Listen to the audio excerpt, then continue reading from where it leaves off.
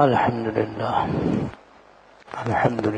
نحمده ونستعينه ونستغفره ونؤمن به ونتوكل عليه ونعوذ بالله من شرور أنفسنا ومن سيئات أعمالنا من يهده الله فلا مضل له ومن يضلله فلا هادي له وأشهد أن لا إله إلا الله وحده لا شريك له وأشهد أن سيدنا ونبينا ومولانا محمدا عبده ورسوله صلى الله تعالى عليه وعلى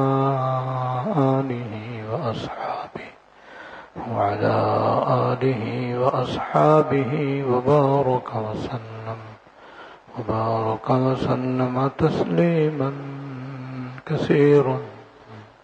كثيرا أما بعد فأعوذ بالله من الشيطان الرجيم بسم الله الرحمن الرحيم وما أصابكم من مصيبة فبما كسبت أيديكم ويعفو عن كثير وقال تعالى وذروا ظاهر الإثم وباطنه إن الذين يكسبون الإثم سيجزون بما كانوا يقترفون وقال تعالى ظهر الفساد في البر والبحر بما كسبت أيدي الناس صدق اللہ العظیم۔ میرے قابل احترام بزرگوں اور عزیزوں،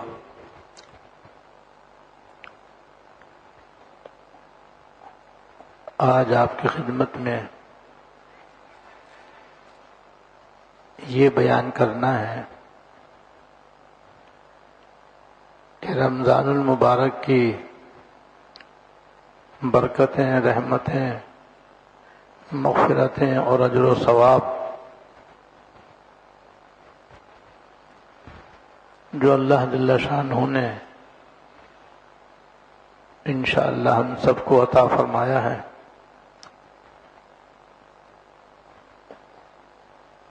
اس کی کیسے حفاظت ہو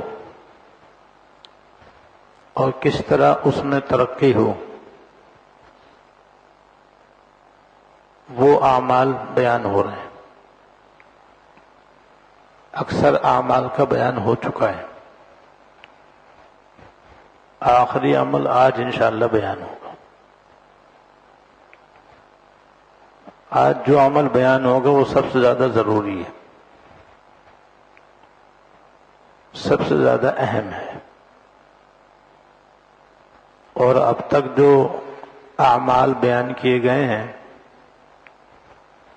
ان میں زیادہ تر نفل کے درجے میں ہیں، بعض فرض بھی ہیں جیسے نماز پابندی کے ساتھ پڑھنا،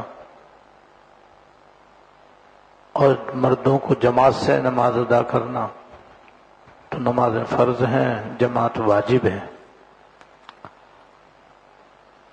باقی اعمال تقریباً نفل کے درجے میں ہیں۔ آج بھی جو عمل بتلایا جائے گا انشاءاللہ وہ بھی فرض کے درجے میں ہے، اور جو عمل فرض و واجب ہو اس کی بہت زیادہ اہمیت ہوتی ہے۔ اور پھر یہ جو عمل میں ابھی بتلانے والا ہوں، اس میں کوتاہی بھی تقریباً 100% ہے۔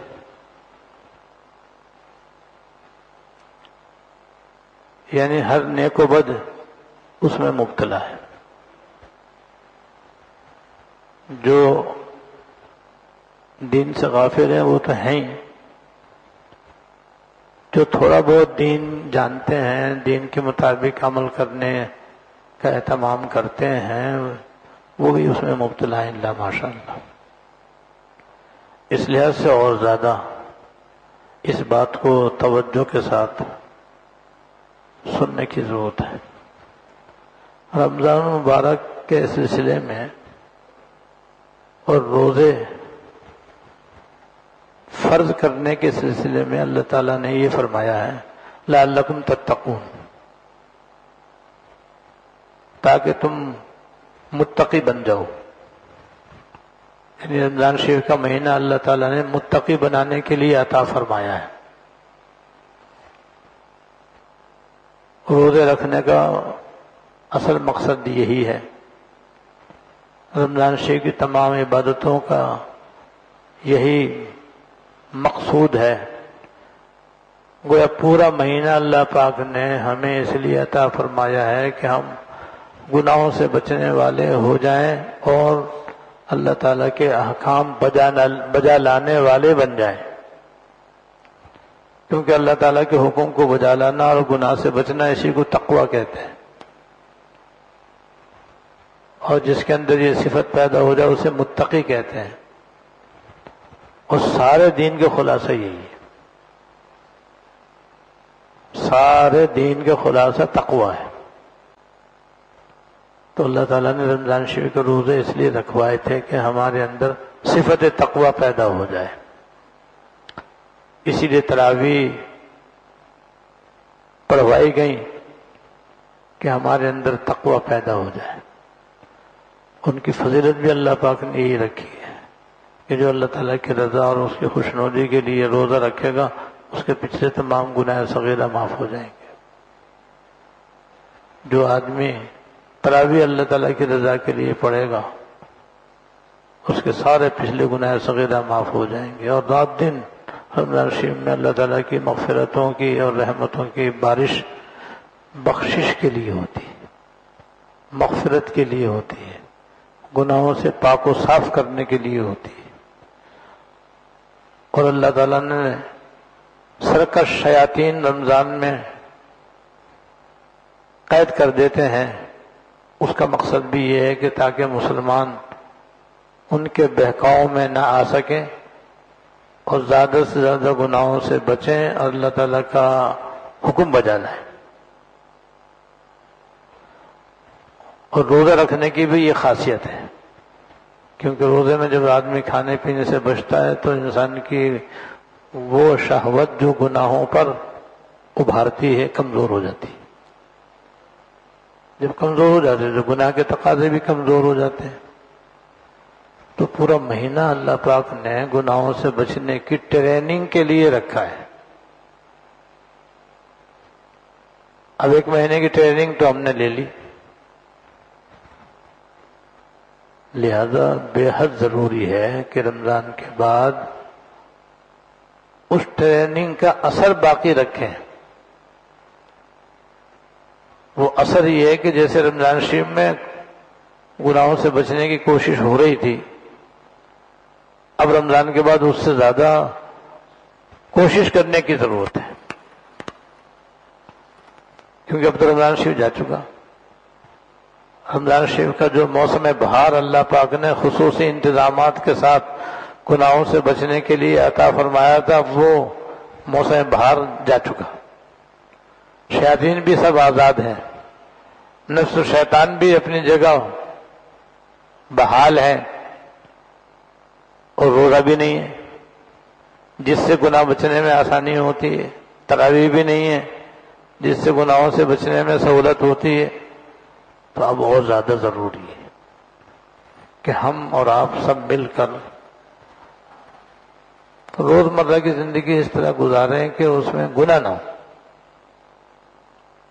اور اللہ تعالیٰ کے جو احکام ہیں ان میں کوتاہی نہ ہو۔ یہ ہے سب سے زیادہ اہم اور یہ سب سے زیادہ ضروری۔ اور ساری طریقت کا اور تصوف کا خلاصہ بھی یہی ہے۔ حکیم الامت حضرت مولانا تھانوی رحمۃ اللہ علیہ فرماتے ہیں، وہ ذرا سی بات جو حاصل تصوف ہے، وہ ذرا سی بات جو طریقت کا اور تصوف کا خلاصہ اور لب و لباب ہے، وہ یہ ہے کہ جب اللہ تعالیٰ کوئی حکم سامنے آ جائے تو آدمی ہمت کر کے اس حکم کو بجا لائے، اس حکم پر عمل کر لے، اور جب کسی گناہ کا موقع آ جائے تو اپنی طبیعت کو مجبور کر کے اور اس کو دبا کر کے اس گناہ سے اپنے آپ کو بچا لے۔ بس یہ اس کا نام ہے طریقت، اس کا نام ہے تصوف، اس کا نام ہے تزکیہ نفس، اس کا نام ہے اصلاح نفس۔ اس سے اندازہ کریں یہ کتنی اہم بات ہے۔ تقویٰ بھی اسی کو کہتے ہیں، طریقت بھی اسی کا نام ہے۔ تو طریقت بھی سارے دین کا، سارے دین پر عمل کرنے کا نام ہے، اور تقویٰ وہی شریعت کے مطابق زندگی گزارنے کا نام ہے۔ اور آخرت میں جتنے بھی فضائل ہیں، جتنے بھی اللہ تعالیٰ کی طرف سے رحمتیں ہیں، وہ ساری متقیوں کے لیے ہیں، تو ہم متقی بنیں، یہ ہے سب سے زیادہ اہم اور ضروری بات۔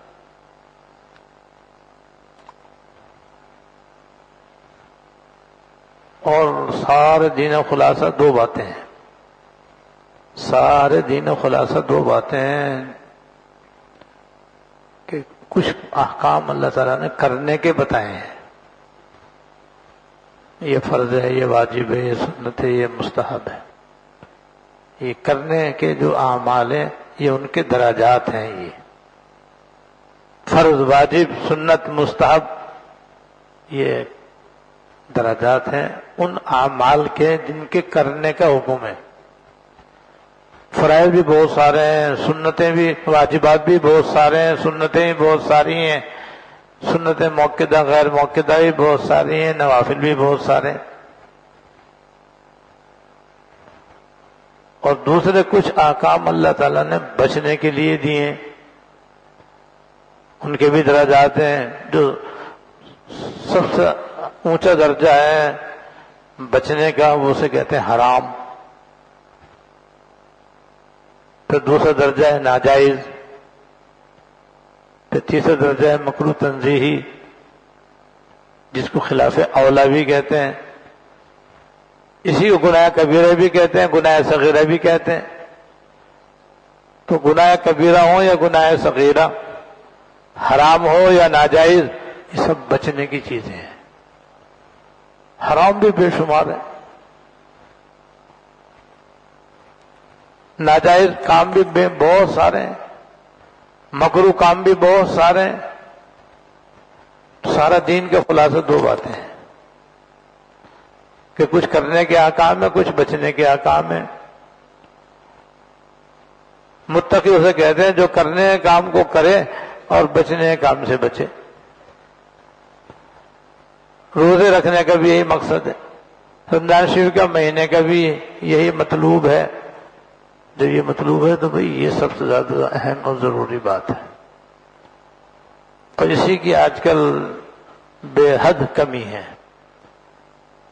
کہ جو دین پر چلنے والے نہیں ہیں وہ تو پھر رات دن نماز بھی نہیں پڑھ رہے، روزے بھی نہیں رکھے، زکوٰۃ بھی نہیں دے رہے، حج فرض ہے پھر بھی نہیں کر رہے، اور بہت سارے فرائض واجبات چھوڑے ہوئے ہیں۔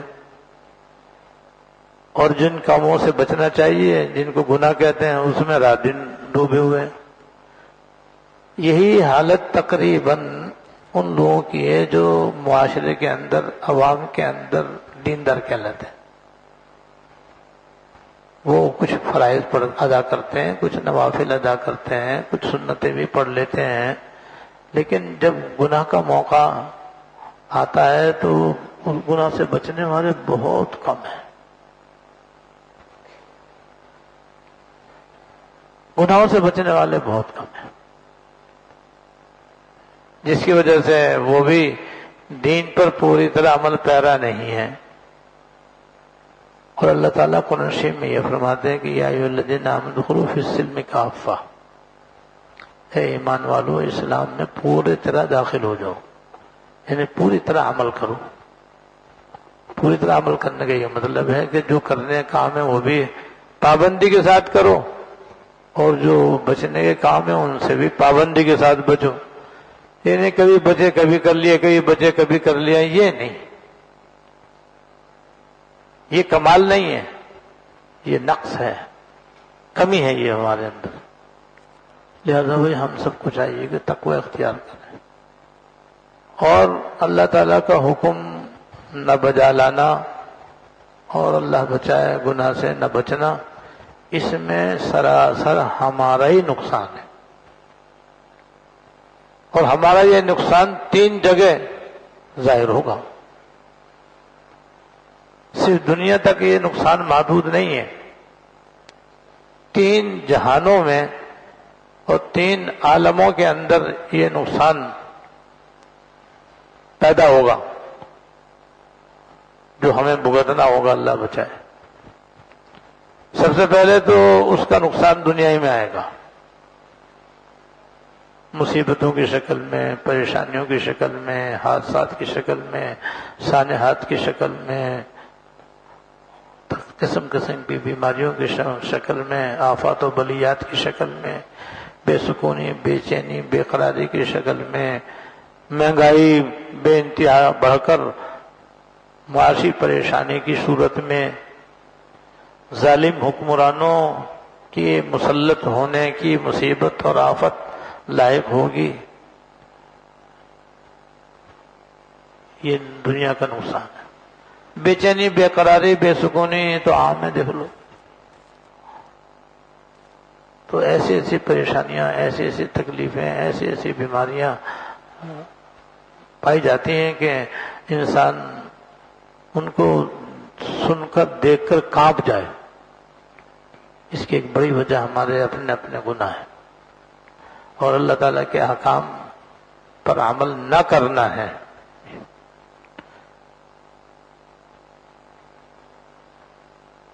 اور دوسرا اس کا بڑا زبردست نقصان مرنے کے بعد ظاہر ہوگا، عالم برزخ میں. جس میں ہمیں جس عالم میں ہمیں اس کو عالم دنیا کہتے ہیں، اس کے بعد اس سے بھی کہیں زیادہ بڑا دوسرا عالم ہے جس کو عالم برزخ کہتے ہیں. وہاں متقی لوگوں کے لیے اتنی بڑی بڑی نعمتیں ہیں، عافیتیں ہیں، راحتیں ہیں، سکون ہے، چین ہے، راحت ہے، عزت ہے کہ بیان سے باہر. جب وہ یہاں سے جائے گا اور عالم برزخ میں پہنچے گا تو اس کی خوشی کا کوئی ٹھکانہ نہیں ہوگا، اس کی خوشی کا کوئی ٹھکانہ نہیں ہوگا. دنیا کی ساری عمر بھر کی تکلیفیں بھول جائے گا، وہاں کی راحتیں پا کر اور وہاں کی راحتیں حاصل کر کے. اور اگر دنیا میں اس نے تقوی اختیار نہ کیا تو وہاں جا کر کے اللہ بچائے دنیا کی مصیبتوں سے بڑھ کر مصیبتیں سامنے ہوں گی. تو دنیا میں اگر ہم نے تقوی اختیار نہ کیا تو عالم برزخ میں بھی اس کا نقصان سامنے آئے گا. اور اصل نقصان عالم آخرت میں ظاہر ہوگا، وہ عالم برزخ سے بھی بڑا عالم ہے. تو گناہ ہم یہاں کرتے ہیں، نقصان 3 جگہ ہوتا ہے. نیکی ہم یہاں کرتے ہیں، فائدہ 3 جگہ ہوتا ہے، دنیا میں بھی، عالم برزخ میں بھی، آخرت میں بھی. اس لیے تقوی اختیار کرنا بہت ضروری ہے تاکہ دنیا میں بھی عافیت ملے، عزت ملے، راحت ملے، سکون ملے، اور مرنے کے بعد کی زندگی میں بھی عالم برزخ میں پہنچ کر راحت ہی راحت ملے. اور پھر وہاں سے جب آخرت میں منتقل ہوں تو وہاں پر بھی عزت ہی عزت ہو اور جنت میں داخلہ نصیب ہو جہاں راحت کے سوا کچھ نہیں ہے. اللہ تعالیٰ نصیب فرمائے. لہذا تقوی اختیار کرنے کی ضرورت ہے. بس یہ تقوی اختیار کر لیں گے تو رمضان شریف کی ساری مغفرتیں، رحمتیں انشاءاللہ محفوظ رہیں گی اور ان میں ترقی ہوگی. اس لیے کہ رمضان شریف کا مہینہ بھی تو متقی بنانے کے لیے ہمیں دیا تھا اللہ تعالیٰ نے. اب بھی ہم مزید اپنے اندر تقوی پیدا کریں اور صفت تقوی اپنے اندر لائیں تو اور انشاءاللہ تعالیٰ اگلے رمضان اس سے بھی اچھا نصیب ہوگا انشاءاللہ۔ اب تقوی ہمارے اندر کیسے آئے؟ تو بھئی وہ جو طریقت کا میں نے خلاصہ بتایا تھا، بس وہی اس کا طریقہ ہے۔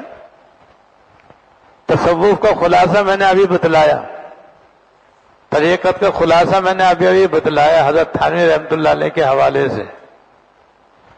بس وہ صفت اپنے اندر لائیں، صبح شام تک، چاہے ہم گھر میں ہوں، چاہے آفس میں ہوں، چاہے دکان پہ ہوں، چاہے بازار میں ہوں، جہاں بھی ہوں، بس دو ہی باتیں ہمارے سامنے آتی ہیں، ایک گناہ، کوئی نیکی۔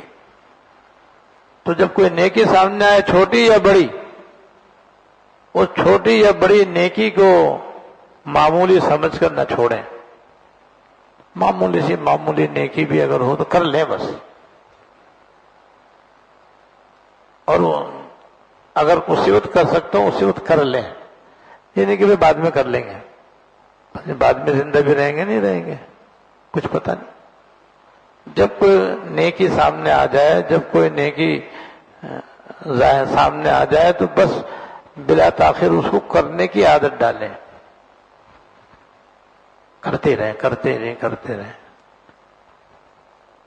اور جب گناہ کا موقع آ جائے فوراً اس سے اپنے آپ کو بچائیں، گناہ کا موقع آ جائے فوراً اپنے آپ کو اس سے بچائیں۔ بھئی یہ ہے، یہ طریقہ ہے تقوی اختیار کرنے کا۔ اس سلسلے میں تین چیزیں بڑی معین اور مددگار ہیں، اس سے بھی تقوی حاصل کرنے میں مدد ملتی ہے اور آسانی ہوتی ہے۔ سب سے بہتر تو اس میں یہ ہے کہ کسی اللہ والے کی خدمت و صحبت میں آدمی اسی نیت سے رہے، اس نیت سے اس کے پاس رہے کہ میرے اندر تقوی آ جائے، اور پھر اس کے پاس بیٹھے، اس سے ملے، اس سے اپنا حال بتا کر مشورہ لے، اور پھر جیسے وہ کہے اس پر عمل کرنے کا اہتمام کرے۔ اس سے بہت جلدی آدمی کے اندر تقوی آتا ہے۔ بڑے بڑے گناہ جن سے بچنا آدمی کے لیے بعض مرتبہ مشکل ہوتا ہے، آسان، بہت سے گناہ تو خود بخود ہی چھوٹ جائیں گے انشاءاللہ تعالی، اور جن کی کرنے کی پرانی عادت پڑی ہوئی ہے ان کا چھوڑنا بھی انشاءاللہ آسان ہو جائے گا، اس سے بڑی مدد ملتی ہے۔ اور افسوس کہ اب اس کا رواج ختم ہو گیا۔ پہلے زمانے میں ہر شخص خود بھی اپنے بچوں کو بھی نیک لوگوں کی صحبت میں لے جانے کا اہتمام کرتے تھے، ان کے پاس آتے تھے، جاتے تھے، اٹھتے تھے، بیٹھتے تھے، اور اپنے تمام زندگی کے اہم امور میں ان سے مشورہ لے کر کے عمل کرنے کی عادت رکھتے تھے، اس لیے وہ خود بھی نیک تھے، ان کی اولاد بھی نیک تھی۔ اب یہ رواج ختم ہو گیا، کہیں کہیں تھوڑا تھوڑا بڑا انعام باقی ہے، لیکن ہے طریقہ یہی، چاہے کسی کے سمجھ میں آئے یا نہ آئے، کوئی مانے یا نہ مانے، اپنے لیے بھی یہ طریقہ ہے، اپنی اولاد کے لیے بھی یہ طریقہ ہے۔ جس نے بھی اس کو اپنایا اللہ نے اس کو صفت تقوی سے مالا مال فرما دیا، اور جس نے نہیں اپنایا وہ صفت تقوی سے محروم ہے۔ اور دوسری اس میں معاون چیز ہے ذکر اللہ کی کثرت ذکر اللہ۔ تفصیل میں اس کی بتا چکا ہوں پہلے آپ کو کہ صبح شام کی تسبیحات بھی ہم پابندی کے ساتھ پڑھیں، اپنی اولاد کو بھی پڑھنے کی تلقین کریں، چلتے پھرتے بھی اللہ کا ذکر کریں، ہر نماز کے بعد بھی تسبیح فاطمی پڑھیں۔ ذکر اللہ کی کثرت تقوی حاصل کرنے کے اندر زبردست معین اور مددگار ہے، لیکن پہلے نمبر سے اس کا درجہ کم ہے، مگر ہے، اس کی بھی ہمارے اندر بڑی کمی ہے۔ جانتے ہی نہیں لوگ کہ اللہ کا ذکر بھی کرنا چاہیے، اور اگر کسی کو بتاؤ بھی تو کہتے ہیں فرصت ہی نہیں، جب فرصت نہیں ہے تو تقوی بھی نہیں۔ ہر کام کے لیے محنت کی ضرورت ہے۔ تقوی تو بہت بڑی دولت کا نام ہے، بہت بڑی نعمت کا نام ہے، بڑی اونچی صفت کا نام ہے، دنیا اور آخرت کی فلاح کا ذریعہ ہے، اس کے لیے محنت تو چاہیے، وقت نکالیں، ذکر اللہ کثرت سے کرنے کی عادت ڈالیں، اور ذکر اللہ چلتے پھرتے اٹھتے بیٹھتے اللہ کا ذکر کرنے کا معمول بنائیں، تو ایک کثرت ذکر اللہ. تیسرے، اللہ تعالیٰ نے فی الحال جو نعمتیں عطا کی ہوئی ہیں ان پر دل و جان سے شکر ادا کرنے کا معمول. یہ وہی بات ہے جو میں نے سب سے پہلے نمبر پہ بیان کی تھی، تفصیل میں اس کی پہلے بتا چکا ہوں. تو 3 کام ایسے ہیں جس سے آدمی کو اپنے اندر تقوی پیدا کرنا آسان ہوتا ہے.